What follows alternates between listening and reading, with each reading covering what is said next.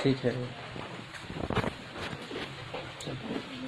आदरणीय अतिथिगण, शिक्षकगण और यहाँ पर उपस्थित मेरे सभी छोटे बड़े भाइयों एवं बहनों, आप सभी को सेवा जोहार। मेरा नाम है मोनिका बेसरा। मैं दादा हीरा सिंह मरकाम जी के बारे में कुछ बताना चाहती हूँ। कहते हैं जमीन का करबाला बदले हमारे लिए तो आसमान से उतरा खुदा हमारे लिए। तो इसी प्रकार एक ऐसे महान आदिवासी नेता थे जिसने अपनी पूरी उम्र लगा आदिवासियों की सेवा में। मैं आप लोगों के सामने बात कर रही हूँ दादा हीरा सिंह मरकाम जी के बारे में।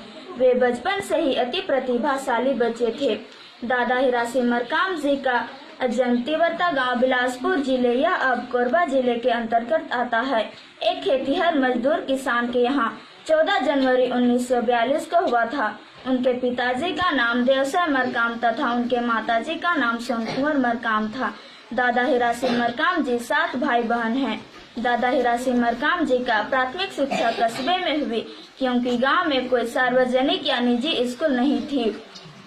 एक शिक्षित व्यक्ति जो गांव के कुछ बच्चों को प्राथमिक शिक्षा देता था, इसके बजाय किसान उन्हें हर दिन चावल देते थे।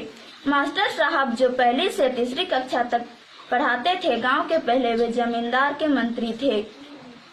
3 साल बाद गांव में एक पब्लिक स्कूल स्थापित किया गया। वहां हिंदी, भूगोल, गणित और व्याकरण जैसे विभिन्न विषयों की शिक्षा दी जाती थी।